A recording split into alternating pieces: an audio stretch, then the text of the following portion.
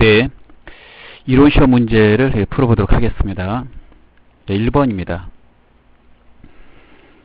다음 중 일반 기업 회계 기준에서 현금 및 현금성 자산이 아닌 것은? 현금 및 현금성 자산은 현금,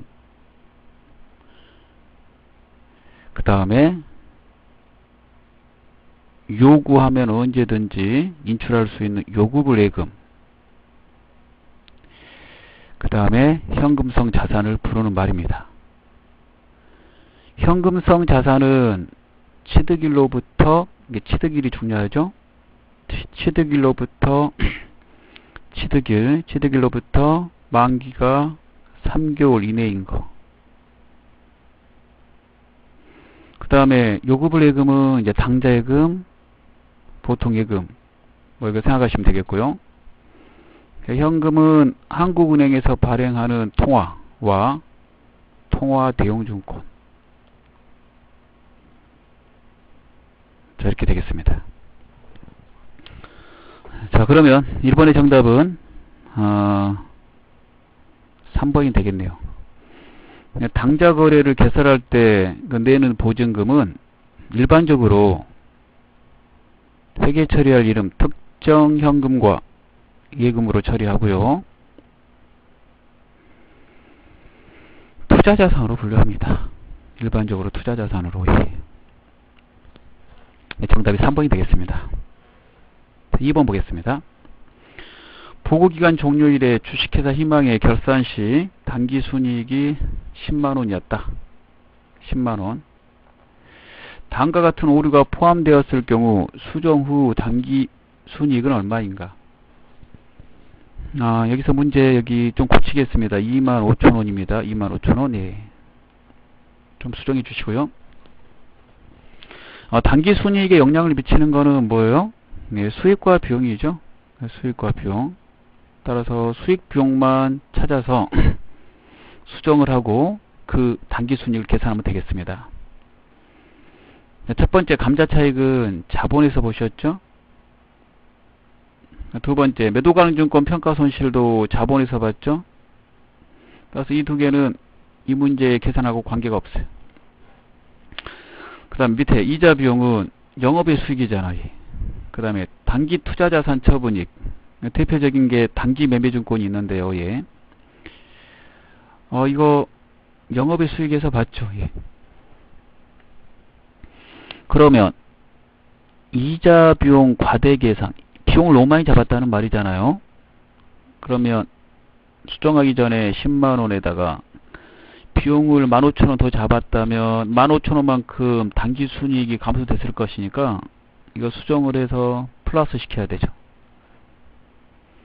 그 다음에 단기 투자자산 처분이 과대계상은 이익을 더 많이 잡았다는 거잖아요. 많이 잡았으니까 빼면 되겠죠. 25,000원. 이렇게 계산하시면 2번의 정답은 9만원이 나오게 됩니다. 정답은 1번이 되겠습니다. 3번 보겠습니다. 다음은 기업회계 기준에 의한 유가증권에 대한 설명이다. 옳지 않는 것은? 자, 우리가 학습하고 있는 그 기업회계 기준에 있는 유가증권은 개정 과목이 4개가 있죠. 단기매매증권, 만기보유증권, 매도가능증권, 지분법 적용 투자주식. 이 중에 3개를 아셔야 된다고 그랬어요. 당좌자산에 해당되는 단기매매증권, 그 다음에 투자자산, 일반적으로 투자자산에 해당되는 만기보유증권, 매도가능증권. 자, 보겠습니다. 1번 만기보유증권으로 분류되지 아니하는 채무증권은, 자, 채무증권의 대표적인 게 뭐예요? 사채죠. 사채는 만기가 있습니다. 사채, 국채, 공채를 채무증권이라고 그러는데 만기가 있습니다. 얘네들 만기까지 보유할 목적으로 가지고 있으면 만기보유증권으로 하고, 그러지 않으면 단기매매증권이나 매도가능증권으로 해야 된다고 되어 있잖아요. 맞는 말입니다. 2번 단기매매증권, 매도가능증권, 만기보유증권은 원칙적으로 공정가치로 평가한다라고 되어 있는데 이거 틀렸어요. 평가 시에 이 두 개만 평가하는 거죠. 만기보유증권은 평가하지 않습니다. 취득한 금액 그대로 원가로 유지합니다. 단기 매매증권과 매도가능증권은 시장성이 있을 경우 결산 시에 평가해야 된다라고 돼 있어요. 그래서 그 계정 과목이 단기 매매증권 평가이익 평가손실이 있고, 매도가능증권은 매도가능증권 평가이익 평가손실이 있습니다. 3번 단기 매매증권이 시장성을 상실하면, 단기 매매증권의 원칙이 시장에서 거래가 돼야 되거든요. 근데 그 시장에서 거래가 안 되면, 상실하면 매도가능증권으로 분류해야 된다고 되어 있습니다. 이거 좀 알아두셔야 돼요. 그다음 4번에 만기가 확정된 채무증권은 만기까지 보유할 적극적인 의도와 능력이 있는 경우에는 만기 보유증권으로 분류하죠. 4번 맞는 말이 되겠습니다. 유가증권을 주식 같은 거는 이제 지분증권이라고 그러고요. 유가증권 분류할 때. 그 다음에 사채, 구채, 공채 같은 거는 뭐라고 그래요? 채무증권이라고 그럽니다. 이 단어도 같이 알아두셔야 돼요. 이 단어도. 자, 그 다음에 4번을 보도록 하겠습니다.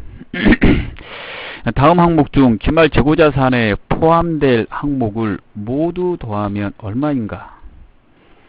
기말 재고자산에 포함이 됐다는 말은 안 팔려야 되는 거죠. 팔리지 않아야지 재고자산에 포함이 되는 거잖아요. 보도록 하겠습니다. 장기 할부 조건으로 판매한 지와, 이건 인도일에 판매된 걸로 보라고 되어 있잖아요. 인도일에 팔린 걸로 처리한다. 그래서 이거 판매된 거예요. 시용 판매용으로 고객에게 제공한 재화는 시험 삼아서 써보라고 준 거고, 마음에 들면 구매하시는 겁니다 라고 그랬거든요. 그래서 구매 의사가 중요해요. 구매 의사를 표시해야지 팔린 거고, 표시하지 않으면 안 팔린 거예요. 표시 없다고 되어 있으니까 이거 안 팔렸어요. 더 해야 돼요. 위탁 판매용으로 수탁자에게 제공한 재화 중 수탁자가 현재 보관 중인 재화, 우리가 대신 팔아달라고 수탁자한테 제공을 했을 때, 수탁자가 팔았을 때 재고자산에서 빼라고 돼 있어요. 팔지 않고 수탁자가 가지고 있으면 안 팔린 것이고요. 수탁자는 수수료만 받고 우리 물건을 대신 팔아주는 것이기 때문에 그 재화에 대한 소유권은 우리가 가지고 있습니다. 그래서 우리 재고자산에 포함이 돼야 돼요. 그 다음에 목적지 인도 조건으로 판매한 운송 중인 재화는요, 목적지에 도착이 돼야지 판매되는 것이다 라고 그랬으니까 아직 운송 중에 있으니까 판매가 안 된 거죠. 그래서 더해야 돼요. 10만원 더하기 만원 더하기 2만원 하면 13만원이 되겠네요. 정답 2번이 되겠습니다. 5번 보겠습니다. 일반 기업 회계 기준상 재무제표에 해당하지 않는 것은 5개가 있죠. 재무상태표, 손익계산서, 자본변동표. 정답은 3번이고, 2개가 뭐냐면 현금흐름표, 그 다음에 주석, 이렇게 되는 거잖아요. 그래서 5번의 정답은 3번이 되겠습니다. 5개를 암기하시면 되겠어요. 그 다음에 6번을 보도록 하겠습니다. 다음 중 결산 시 미수이자를 계상하지 않는 경우, 계상이라는 말은 회계 처리해서 장부 위에 쓰는 걸 말해요. 그래서 그 상자가 윗상자입니다. 장부 위에 쓰는 거. 이거 안 하면, 회계 처리 안 하면 재무제표에 영향을 미치겠죠. 올바른 것. 이거 회계 처리 결산 시까지 발생된 이자가 있는데 아직 받는 날이 아니어서 못 받았다는 말이니까 회계 처리하면 미수 수익 이렇게 하고, 그 다음에 이자 수익 이렇게 되는 겁니다. 그래서 얘가 지금 당좌 자산이죠. 이거 회계 처리하면 자산이 증가되고 회계 처리하면 수익이 발생되는 건데, 회계 처리를 하지 않았으므로 수익이 발생 처리가 안 됐겠죠. 그 수익이 어떻게 돼요? 과수. 자산이 증가되는데 자산 처리 안 했으니까 자산도 과수. 수익이 적게 잡히면 단기순이익은 어떻게 돼요? 과수.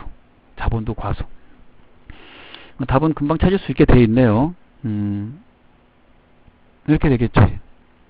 정답은 1번이 되겠습니다. 가다. 자, 7번을 보겠습니다. 주식회사 희망이 무형자산을 창출하기 위해 지출한 내부 프로젝트의 경비 항목이다. 무형자산 창출하기 위해서 지출한 거니까 뭔가 개발하고 있나 봐요. 이 항목들에 대하여 연구 단계와 개발 단계를 구분할 수 없을 경우 무형자산으로 인식할 수 있는 금액은 얼마인가? 이게 중요한 건데요. 여기 키포인트입니다. 연구 단계하고 개발 단계를 구분할 수 없으면 어떻게 하라고 되어 있냐면 연구 단계에서 쓴 걸로 본다라고 되어 있어요. 예. 개발 단계로 확실히 구분이 되고요. 미래 경제적 효익의 유입 가능성이 높고 그 금액을 신뢰할 수 있으면 그때는 자산 처리하라고 되어 있거든요. 그래서 자산으로 처리할 수 있는 금액은 없게 되겠죠. 예. 무형자산으로 인식할 수 있는 금액은 얼마인가 그랬는데 0. 정답은 1번이 되겠습니다. 자, 8번을 보겠습니다. 다음 중 감가상각에 대한 설명으로 옳지 않는 것은? 자, 이런 거 나오면 감가상각 하는 이유, 두 번째 감가상각 방법, 그 다음에 세 번째 감가상각을 하지 않는 자산.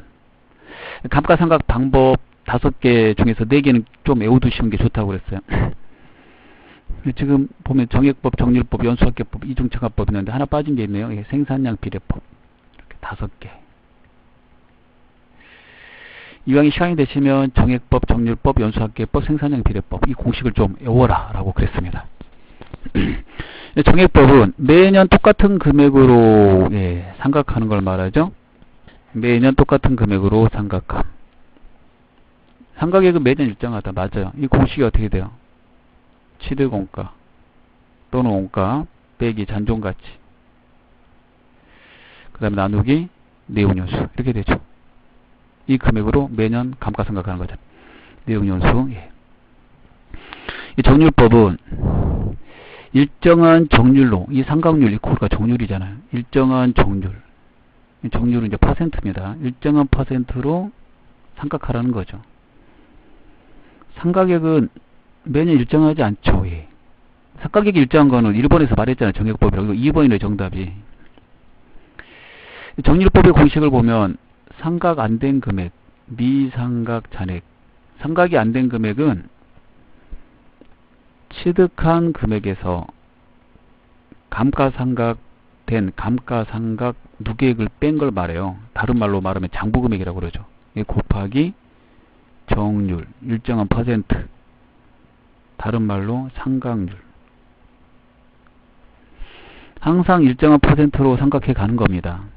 상각 금액은 미상각 잔액으로 항상 일정한 금액, 일정한 퍼센트를 곱하기 때문에 미상각 잔액이 매년 줄어들 거 아니에요. 그래서 상각 금액은 매년 일정한 게 아니라 이걸로 하게 되면 감소하게 되는 거죠. 정답은 2번이 되겠습니다.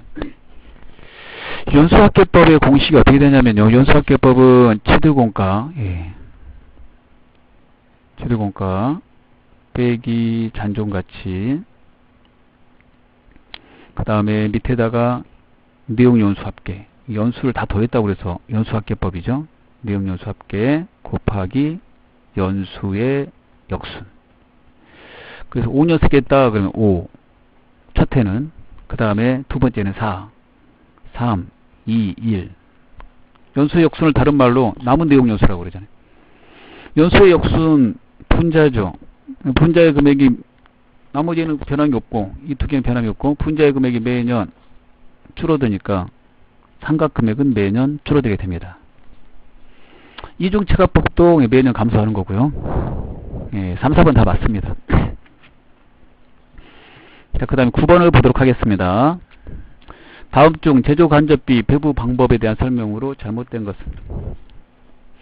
자, 이 배부 방법 3개 외우시라고 그랬어요. 가장 정확한 거 상호. 정확한데 복잡하다고 그랬죠? 그 다음에 가장 단순한 거 직접. 단순하니까 시간과 비용이 적게 들어가서 경제성 면에서는 좋은데 정확도가 떨어지죠? 단계는 절축. 정확도로 말하면 얘가 중간 정도 된다고 그랬죠. 다 계산 안 하고 일정한 단계까지만 계산합니다. 순위를 정해서. 그래서 순서, 단계 이런 말 나오면 단계 배부법이다 라고 그랬어요. 제조간접비 배부 방법 이 3개는 제조간접비 보조 부분 배부 방법이죠. 보조 부문에서 제조 부분으로 배부할 때 그 계산 방법의 차이에 따라서 3개가 있는데 보조 부분 간의 상호관계를 완전히 인식하면 상호배분법 다 인식했다고 그래서 완전히 무시하면 직접 배분법. 계산을 하지 않으므로 부조 부분 상호 간의 계산이 아주 간단해집니다. 일부를 계산하면 단계 배분법.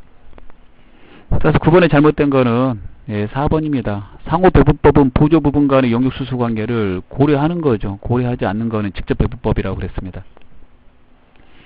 10번 보겠습니다. 주식회사 거제산업은 제조간접비를 직접 노동시간을 기준으로 배부하고 있다. 다음 자료에 의해 10월에 제조간접비 배부 차이를 구하면, 배부 차이라는 말이 나오면 예정 배부법으로 배부할 때 쓰는 말이죠. 예정 배부법은 미리 예상해서 배부하는 거예요. 언제 사용하는 거냐면 그 제조간접비 배부할 때 매달 수량의 차이가 심한 제품에 사용한다. 주로 계절을 타는 제품이 여기에 해당이 된다고 그랬습니다. 공식 외우셔야 되고 출제 비율이 높다고 그랬죠. 중요한 거예요. 그 예정 배부법에 따라서 예정 배부를 하고 나면 실제 그 예상한 만큼 물건을 안 만들 수도 있고 더 많이 만들 수도 있으니까 차이가 발생할 수 있고요. 그 차이가 발생되면 그 차이를 한꺼번에 조정을 해서 회계 처리한다고 그랬어요. 그 차이가 예상한 게 더 많으면 과대, 더 적으면 과소, 이런 말 하죠. 그래서 이런 말 나온 거예요. 그럼 공식이가 어떻게 돼요? 첫 번째, 예정 배부율을 구하죠.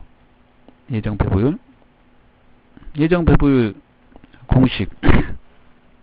공식을 외워야 돼요. 예정 배부율을 하면 제조간접비 예상한 거. 예상 제조간접비. 예상 제조간접비. 여기가 예상한 제조간접비. 지문으로 말하면 이거 제조간접비 예산. 여기 지금 분자에 600만원이 들어가겠고요. 그 다음에 예상한 배부기준. 배부기준 총액. 이것도 예상이에요. 예상. 예정. 예상. 예정이라 말 써도 돼요. 예정. 배부기준. 총액. 이렇게 돼요. 자, 그러면 예상한 배부 기준은 뭘 예상 가지고 한다고 그랬냐면 기준이 직접 노동 시간이니까 12만 시간. 600만 원 나누기 12만 시간 하면 50 나옵니다. 50. 50 나오면 2단계 예정 배부액을 구한다고 그랬죠? 예정 배부할 금액은 얼마냐면 예정 배부율 50 곱하기 이거 예정 배부율 곱하기 실제 발생된 배부 기준. 실제 발생된 배부 기준은 실제 직접 노동 시간을 말하는 거고 15,000시간이 발생됐다고 되어 있죠. 그럼 50 곱하기 15,000 75만 원. 그러니까 예상에서 배부한 거는 75만 원 배부한 겁니다. 75만 원어치 들어갈 걸로 배부했는데 실제 발생된 거는 100만 원어치 들어갔네요. 그러면은 적게 배부했죠. 25만 원. 25만 원 적게 배부했다. 정답 2번이 되겠습니다. 이렇게 하는 거죠. 공식을 외우셔야 돼요, 여러분. 예, 출제 빈도가 높은 문제였습니다. 다음에 11번을 보겠습니다. 다음은 제조 원가와 관련된 자료이다. 기말 제공품은 얼마인가?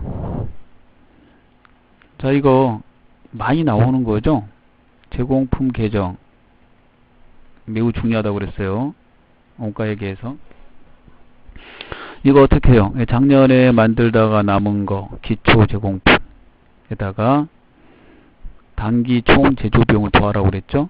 단기 총 제조 비용 또는 제조 원가. 단기 총 제조 비용은 어떻게 구해요? 예, 직접 재료비. 직접 재료비. 그 다음에 직접 노무비. 그 다음에 제조 간접비. 이 세 개를 합해서 단기 총 제조 비용이라고 그러죠. 그러면 기말에 완성이 안 된 기말 제공품을 빼면, 이걸 빼면 완성된 게 나와요. 단기 제품 제조 원가. 작년에 만들다 남은 데서 올해 투입된 비용을 더하고요. 올해 완성된 거 빼면 남아있는 거고, 기말에 남아있는 거 빼면 완성된 게 나오겠죠. 그래서 양쪽의 금액이 같아야 됩니다.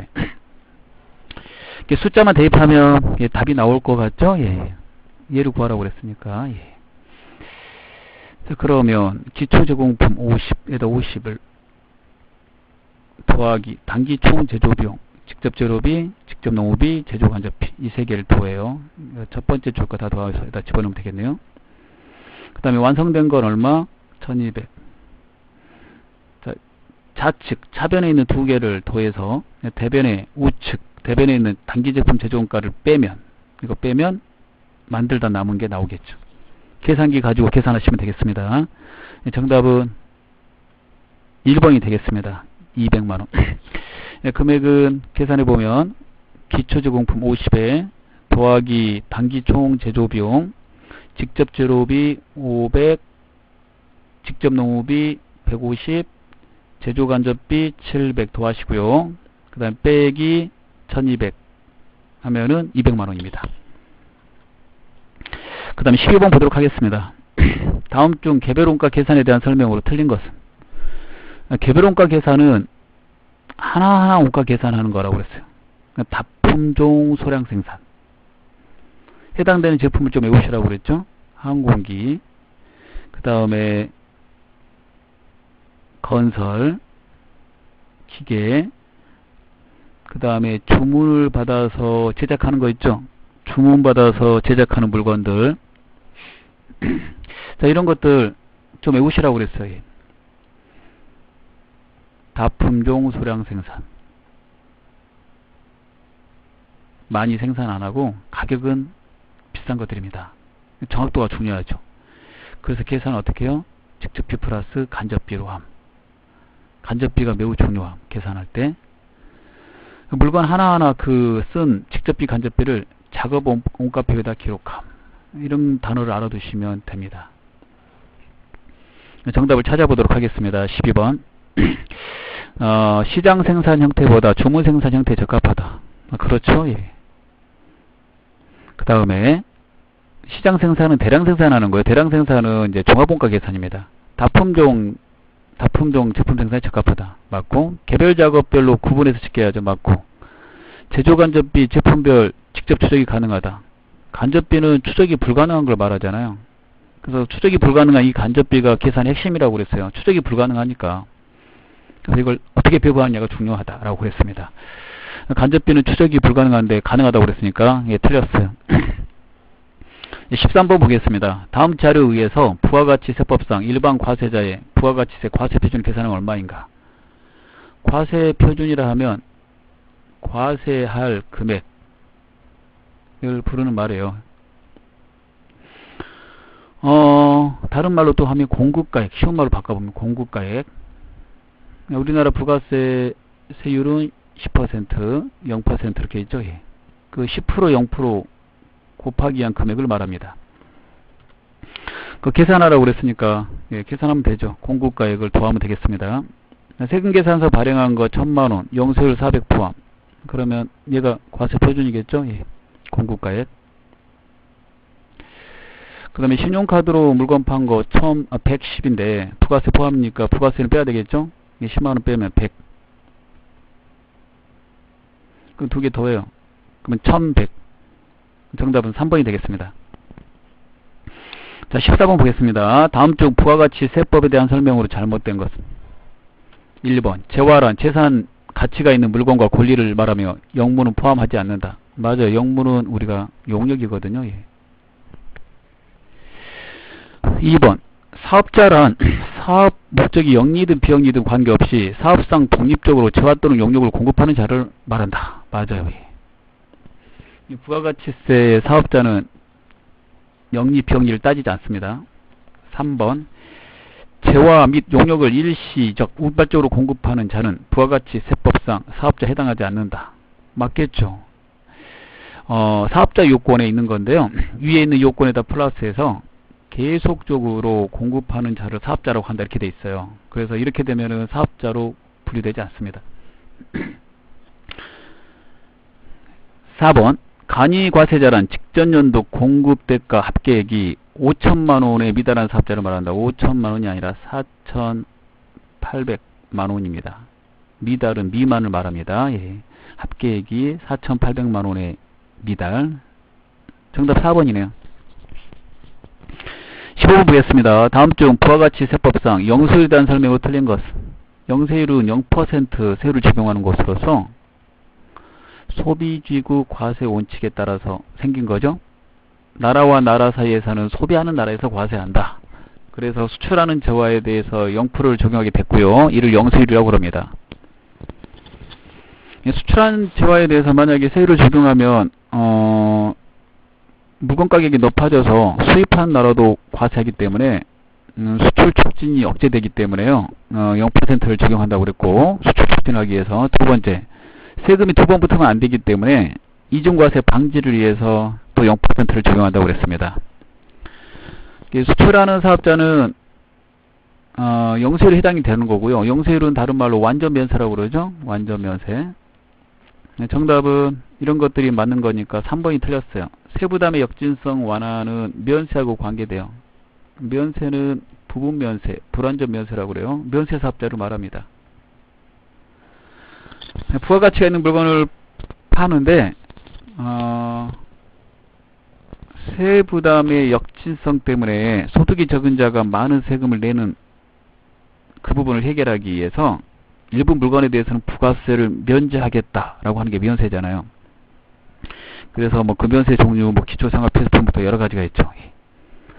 그래서 면세가 나온 이유는 소득이 적은 자가 많은 세금을 내니까 세는 원래 형평성에 맞게 부과가 돼야 되는데 소득이 적은 자가 많이 부과되고 있다. 이를 세부담의 역진성, 거꾸로 됐다는 말로 역진성 쓰고요. 이를 완화하기 위해서 만든 게 뭐냐면 면세라고 그랬습니다. 이 면세는 영세율에 해당되는 그 영세가 아닙니다. 그래서 정답이 3번이 되겠습니다. 예, 감사합니다.